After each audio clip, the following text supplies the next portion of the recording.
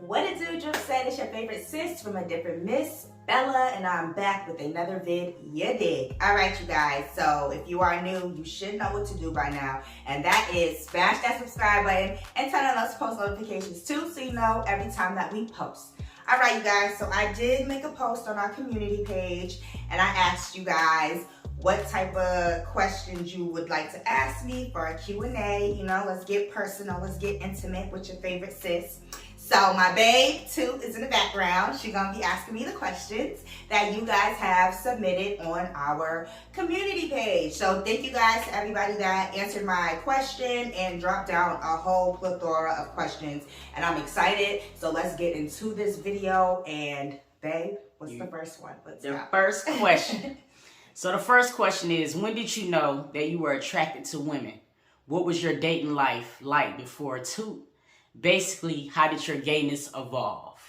Well, that's a lot. That's a couple and a couple and a couple. That's a good question. That's a good question. All right. So I would say that, like, I kind of always knew I was into females at a younger age. Like, I would say, like, in my teenage years, I kind of felt like I would be looking a little bit too hard at the female's body and not, like, you know what I mean? Like, I was like, oh, I think I'm looking a little too hard at the body part. So then that's when I realized that I kind of might be into girls. I was dating guys at the time.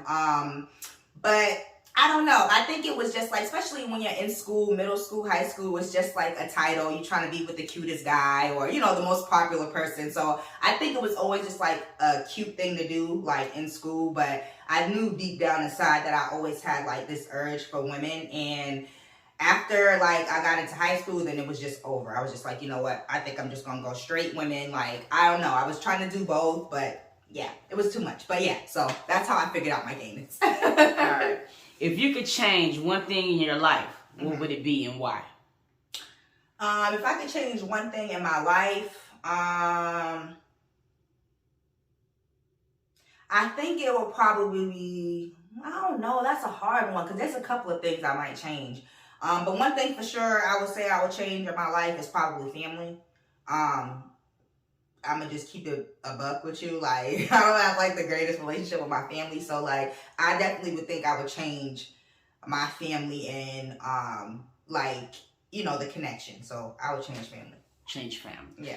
All right, next question. How do you have a healthy relationship and still have space for yourself? That's a good one. I would say how I have a healthy relationship and, you know, kind of like take time for myself is just, you know, doing things that I like to do, like little hobbies. You know, I might not, well, I like being with my wife. I'm not even gonna cap. Like, I like spending a lot of time with her. But especially since I moved here to Atlanta, because I really don't know people like that. And I don't have that many outside friends. So, like, it'd be kind of hard. So I kind of be, like, up under my babe a lot. But I mean, for the most part, I would like to, like, get out, have a drink with a friend, or, you know, go out, have something to eat, or, you know, just go see some art, or, you know, go be in nature, just anything outside. I love that. Devin has some very dope questions. I love Devin. Shout out to you, Devin. You know I always be talking to you in the comments. Yo, she had a good question. She said, how did you know that Toot was your person? Do you regret moving to Atlanta? She said she's an Aquarius too, so y'all have similar ways. And she said, what made you want to do social media? And how did you break out of your comfort zone to do it? All right, baby, you're going to have to break that down for me. I got you. So first thing was, Devin, you got some bangers. How did you know Toot was your person?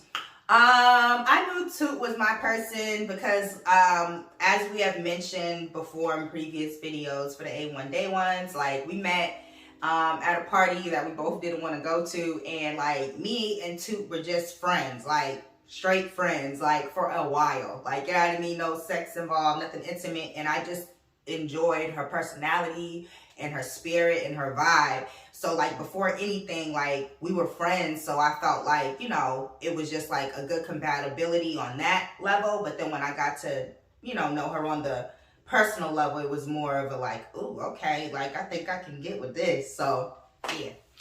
Do you regret moving to Atlanta? No, I don't regret moving to Atlanta. I would say that this is a lesson more so. You know what I mean? Like, this is my first time, like, stepping off the porch, like, doing something, like, crazy, drastic as moving to a whole nother state where I don't know nobody here, like, no family's really here. So, I mean, I think it's a lesson learned. I learned a lot. I'm growing a lot from this move, and I think it's just making me a better woman. Good question. Good answer. What made you want to do social media, and how did you break out of your comfort zone to do it?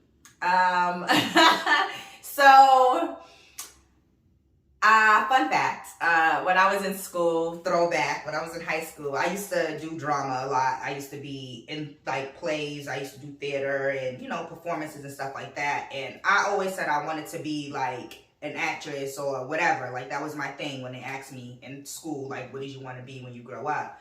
But then some things happened in my life, and it kind of, like, threw a curveball at me, like, and just kind of made me really second guess myself as a person and the things that I do. I'm not really as outgoing or just, you know, fearless as I used to be. I used to be so fearless, just jump on stage, a crowd full of people, and perform, like, you know, 3 shows a night, like, you know, no jitters. But I don't know, like, I think my babe came to me one day and was like, babe, you know, I think we should do YouTube. Like, so I was, like, nervous at first, but then I was kind of excited because down in the pit of my stomach, I knew that this is something that I wanted to do, like, as a kid. So, I don't know, I think babe just kind of, like, reignited that for me. I'm still kind of breaking out of my shell, but now, I mean, like, you know, it's life. Like, I think that this is my calling. Like, I'm here. God made me here to entertain and to just, you know,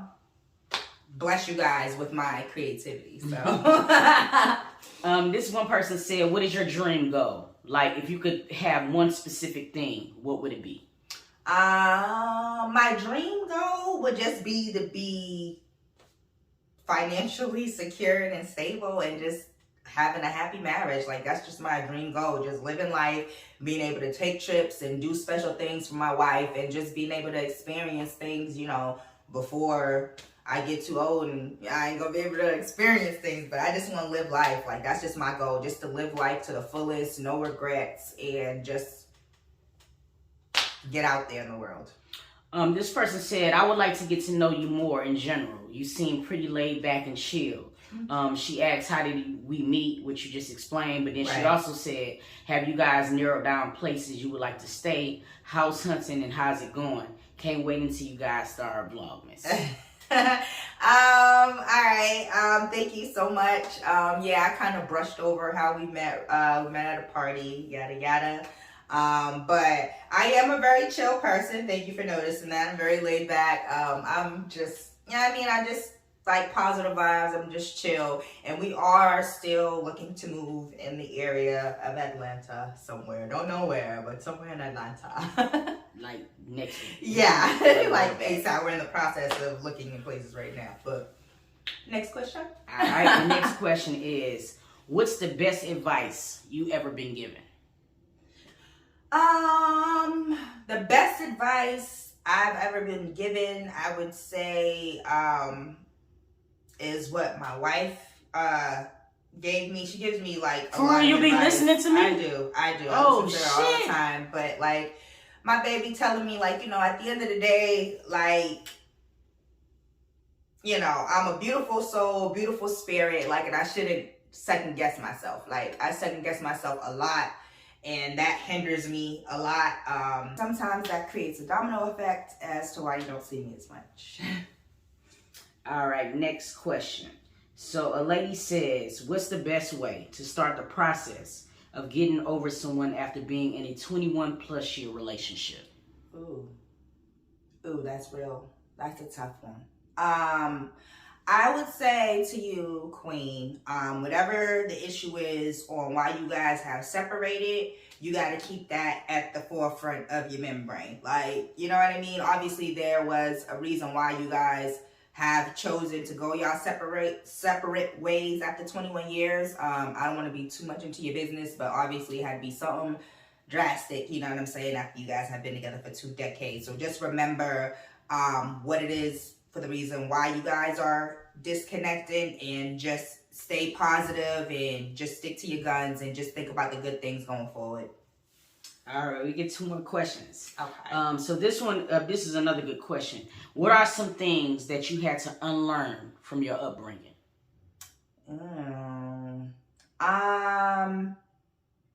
I guess some things I would say I would have to unlearn is just being able to speak up a little bit more, you know what I mean? Open my mouth, you know, say what's on my mind, and, you know, just being more in tune with my feelings. Like, I feel like when I was younger, my upbringing was just like, you know, don't nobody care about your feelings. Like, if you cry, don't nobody care. Like, suck it up. Like, life goes on type thing. So I think, like, you know, I kind of box in a lot of my emotions and energy, to whereas now, like, I try to let things out and express myself because it's healthy and it's natural. All right.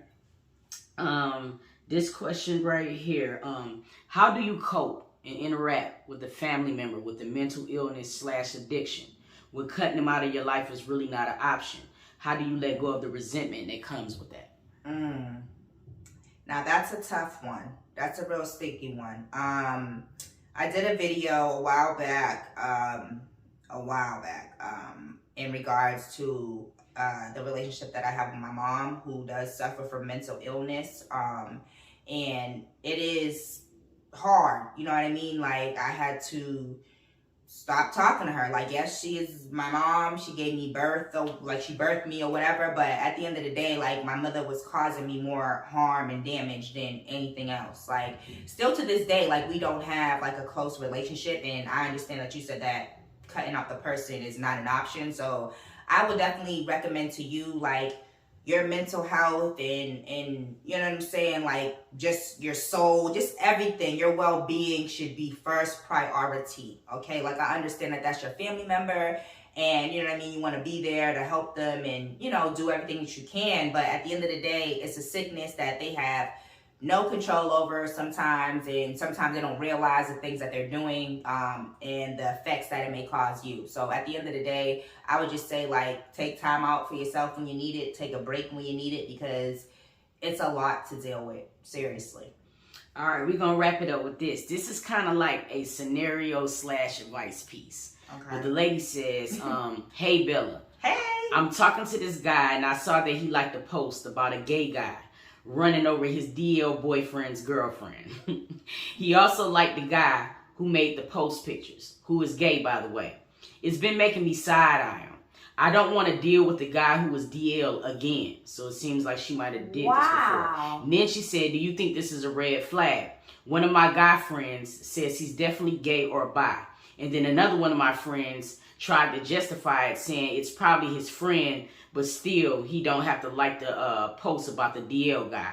Also, he's from Baltimore, and I'm supposed to be visiting soon, but I'm scared. Sorry it's long. Love you, girl. Oh, love you too, girl. Thank you for that. This is juicy. This is I know. I want juicy. more. I need more info. Right. I need more deets, baby. Like, I need to know what's going on.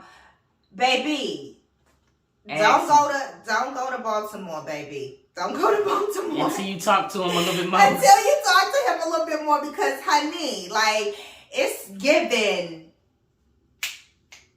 It's given, okay? Like, so, I don't know. And then, like, you running over people's girls, like, it wasn't, he just liked the video. Yeah, but still, it ain't funny. What's so funny about that? But it's a big question mark on him, sister. I would definitely say I would recommend to try to get to know him a little bit more. Or I don't know, tell him to come visit you. No, tell her for them both to take a trip to Atlanta. Everything he needs to know would be known. Facts, yeah, take a trip to Atlanta. Like, we will call him out. Yes, together. Like, y'all need to take a trip somewhere together or something. But I don't know. Yeah, don't go into his ballpark yet, because we don't know what type of dog we dealing with. Okay, all right. So I don't know, but yeah, DM me, sister. Hit my DM on Instagram so we can get a little bit more in tune to this. But yes, this is the end of the Q&A. I appreciate you guys for sending these questions. This was fun. I enjoyed doing this. I hope you guys enjoyed watching it. And yeah, I don't know. Let me know in the comments if y'all want like a part 2, if y'all have more questions. Like, your girl is ready to deliver. So thank you guys, Drip Set, for tuning in. And until next time, I'm gonna catch you guys. Peace.